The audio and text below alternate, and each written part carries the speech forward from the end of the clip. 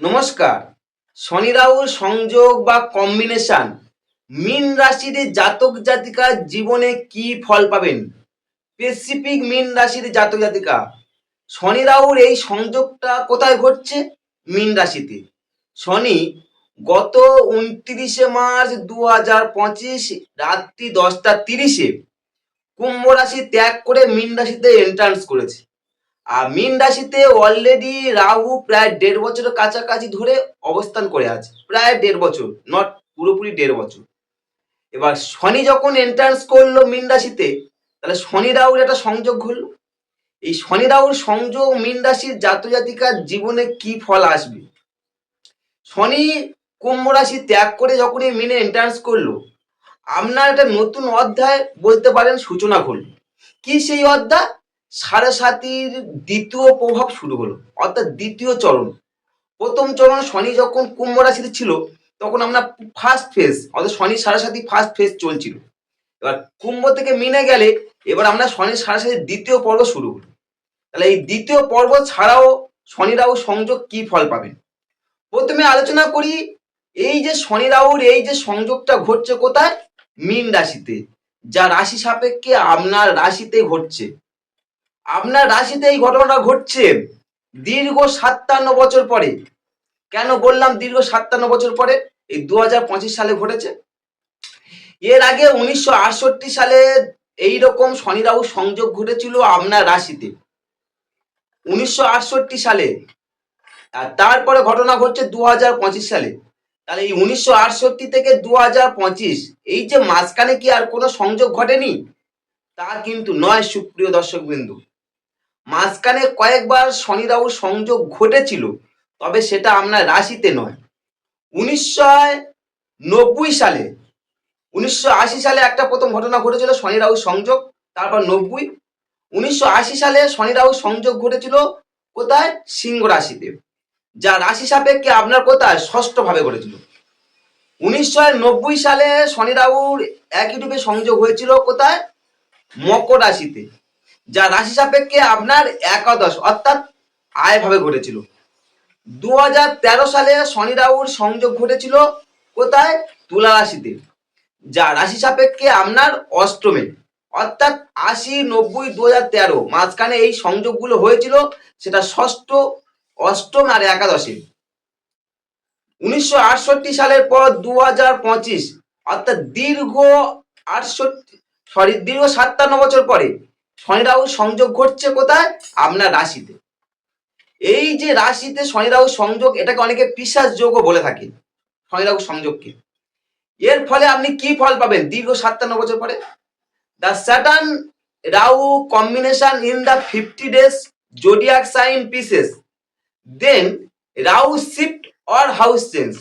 Rahu 18 May on 2025 enters Aquarius sign. So 50 days Saturn Rahu combination are impact pieces or মীন রাশি। অর্থাৎ শনি রাহুর এই সংযোগটা মীন রাশিতে মাত্র 50 দিনের জন্য থাকবে। 50 দিনের পর রাহু শিফট করবে। শিফট করে কি হবে? রাহু শিফট করে 18ই মে চলে আসবে কোথায়? কুম্ভ রাশিতে। এই শনি রাহু এই কম্বিনেশন ছাড়াও এই যে কুম্ভ রাশিতে চলে আসছে, এই যে 50 দিনের যে সংযোগ, এই 50 দিনের সংযোগের মাঝখানে আরো 4টি গ্রহের সংযোগ হয়েছিল। শনি যখন কুম্ভ রাশি ছেড়ে মিনে এন্ট্রান্স করে 4টি গ্রহের সংযোগ হয়েছিল। কি কি? সূর্য, চন্দ্র, বুধ, শুক্র, 4টে গ্রহ, মোট 6টা গ্রহ। সূর্য, চন্দ্র, বুধ, শুক্র, শনি, রাহু, মোট 6টি গ্রহ। চন্দ্রের গুরুত্ব এখানে খুবই কম, কারণ চন্দ্র একটা ঘর থেকে আরেকটা ঘরে শিফট করতে সময় লাগে 2.5 দিন। তাই 2.5 দিনের মধ্যে শিফট করে চলে যাবে, কোনো সেই রকম নেগেটিভ ফল থাকবে না। থাকবে কারা? সূর্য, বুধ, শুক্র। সূর্য 14ই মে পর্যন্ত এই মীন রাশিতে থাকবে, তারপরে সূর্য চেঞ্জ করে মেষ রাশিতে এন্টার্স করবে 14ই মের পর। বুধ 1 রাশি থেকে 8 রাশি শিফট করতে সময় লাগে মাত্র 18 দিন, কিন্তু বুধ এখানে দীর্ঘদিন ধরে বক্রী ও মার্গী 2 হবে। চলে আসুন শুক্র। শুক্র 28 দিনে একটা ঘর থেকে আরেকটা ঘরে শিফট করে, চেঞ্জ করে, কিন্তু শুক্র এখানে দীর্ঘদিন বক্রী ও মার্গী থাকবে। তাহলে বুধ শুক্র একটু বেশি দিন থাকছে। শনি রাহুর এই কম্বিনেশন ছাড়াও এই যে আপনার বলেছি সাড়ে সাতি, প্রথমত শনি যখনই আমরা কুম্ভ রাশি ত্যাগ করে মিন এন্টার্স করছে, শনির সাড়ে সাথে দ্বিতীয় ফেজ শুরু হচ্ছে। দ্বিতীয় ফেজটা কি? শনির সাড়ে সাথে প্রথম ফেজ সাধারণত গলা থেকে মাথা পর্যন্ত নির্দেশ করে, আর দ্বিতীয় ফেজ নির্দেশ করে গলা থেকে কোমর পর্যন্ত নির্দেশ করে। তা আপনার সাড়ে সাতির দ্বিতীয় ফেজ চলছে। এই সাড়ে সাতির দ্বিতীয় ফেজে সাধারণত অধিকাংশ মানুষ ভয় পেয়ে থাকে শনির সাড়ে সাতি। বিশেষ করে এই সময় প্রচুর দুঃখ, কষ্ট, মানসিক জ্বালা যন্ত্রণা, কর্মে ব্যাঘাত, স্বাস্থ্যহানি, নানা রকম দিক থেকে নেগেটিভ ফল দিয়ে থাকে শনি সাড়ে সাতি এই পর্বে। কারণ কি? শনি তখন রাশির ওপর থাকে। শনি সাড়ে সাতি সব থেকে বেশি ফল পাবেন একদম যাদের মীন রাশির জাতক জাতিকা অথচ পূর্ব ভাদ্রপদ নক্ষত্র। কারণ কি? শনি কুম্ভ রাশির থেকে যখন মীন রাশিতে এন্ট্রান্স করছে তখন শনি নক্ষত্র ছিল পূর্ব ভাদ্রপদ নক্ষত্র। এবার আপনার যদি মীন রাশি পূর্ব ভাদ্রপদ নক্ষত্র হয় তাহলে এই সময়টা আপনার জন্য খুব খারাপ সময়ের মধ্যে অতিবাহিত করতে পারে। বাকি যে দুটো নক্ষত্র আছে উত্তর ভাদ্রপদ রেবতী, মীন রাশিতে তিনটে নক্ষত্র নিয়ে গঠিত, পূর্ব ভাদ্রপদ, উত্তর ভাদ্রপদ, রেবতী। এবার উত্তর ভাদ্রপদ রেবতী হয়তো অতটা নেগেটিভ না দিলেও নেগেটিভ দেবে, পার্সেন্টেজটা একটু কম থাকবে, কিন্তু পূর্ব ভাদ্রপদ নক্ষত্রের নেগেটিভের পার্সেন্টেজটা সব থেকে বেশি থাকবে। আবার যখন উত্তর ভাদ্রপদ নক্ষত্রে শনি এন্ট্রান্স করবে তখন উত্তর ভাদ্রপদ নক্ষত্রের জাতক জাতিকার সব থেকে বেশি নেগেটিভ ফল পাবে। তাহলে শনি এই যে মীন রাশি পূর্বাদ্র নক্ষত্রে আছে, সেই নক্ষত্রে যে মীন রাশি পূর্বাদ্র নক্ষত্র তারা প্রচুর মানসিক জ্বালা যন্ত্রণা, কষ্ট, কর্মে ব্যাঘাত, স্বাস্থ্যহানি, এডুকেশন বা যাবতীয় সর্বদিক থেকে অশুভ ফল বয়ে আসবে। এই সময় নিজের জীবনটা যেন মনে হবে একটা বিষময়, যে এই জীবনে কোনো দাম বলে কিছু মনে করবেন না। কারণ এই শনির এই নক্ষত্র খুবই নেগেটিভ ফল দান করবে পূর্ব ভাদ্রপদ নক্ষত্রে। তাহলে শনির সাড়ে সাতটি দ্বিতীয় ফেজ চলছে কাদের? মীন রাশির জাতক জাতিকাদের। স্পেসিফিক সব থেকে খারাপ যাবে পূর্ব ভাদ্রপদ নক্ষত্র।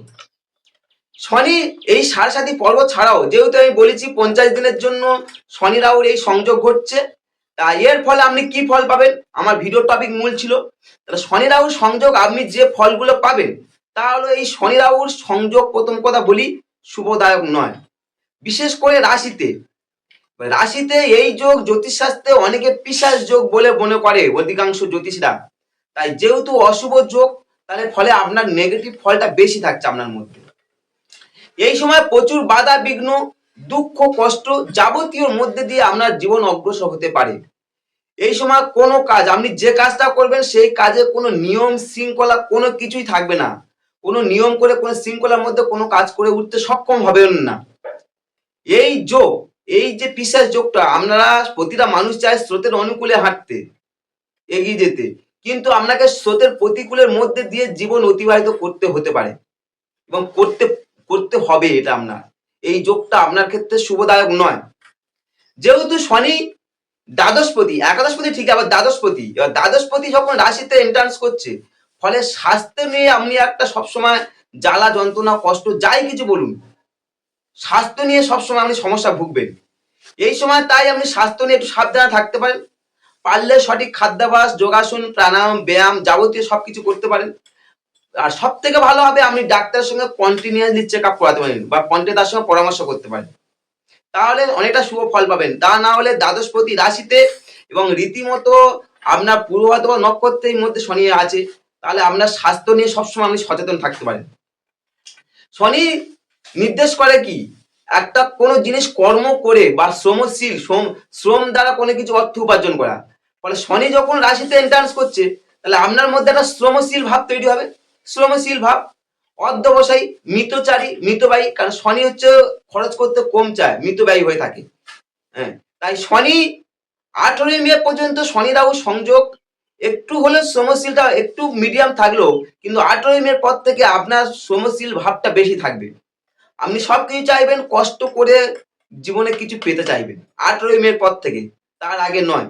তার এর মাঝখানে আপনি হয়তো রাহু কোনো জিনিস হঠাৎ কিছু পাইয়ে দেওয়ার চেষ্টা করে, কিন্তু শনি রাহুর কম্বিনেশন শুভদায়ক নয় আপনার ক্ষেত্রে। আর মাঝখানে যে বুধ, শুক্র, রবি এগুলো সবগুলো সংযোগ ঘটছে, বুধ শুক্র আপনার ক্ষেত্রে সেই অর্থে শুভ গ্রহ হবে না, শুভ ফল দান করবে না। কারণ একাধিক গ্রহ যখন একটা আপনার রাশিতে আছে তাহলে নেগেটিভ ফলটা বেশি বহন করে নিয়ে আসে। শনি রাহু সংযোগ, আপনি যে কর্ম সেক্টরের সঙ্গে যুক্ত আছেন, শনি রাহু সংযোগ আপনার সেই কর্মে বাধা বিঘ্ন ফল বয়ে নিয়ে আসবে, বাধা বিঘ্ন দেবে। এই সময় কর্মে কোনো প্রতিষ্ঠা লাভ করতে পারবেন না।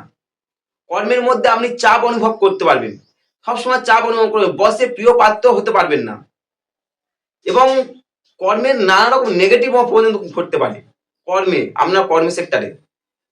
এই সময় কর্মে আপনি যে আর্থিক সচ্ছলতা আপনার মধ্যে পাবেন না, কারণ শনি রাহু সংযোগ আর্থিক সচ্ছলতাও দেয় না। যারা এডুকেশনে যুক্ত আছেন, মীন রাশির জাতক জাতিকা, শনি রাহু সংযোগ, এই সময় পড়াশোনা কিছুটা অমনোযোগী হতে পারেন, পড়াশোনা ব্যাঘাত ঘটতে পারে, বা আপনার রেজাল্ট মনোপ্রত নাও হতে পারে। কাদের? মীন রাশির জাতক জাতিকা। শনি রাহু সংযোগ, এবার শনি যেহেতু রাশিতে, তার দৃষ্টি পড়ছে সপ্তমে, আবার যেহেতু মানে সপ্তমপতিও রাশিতে আছে, ফলে একাধিক গ্রহ সপ্তমপতি বা শনির দৃষ্টি সপ্তমে, যা দাম্পত্য জীবনের ক্ষেত্রে শুভদায়ক না।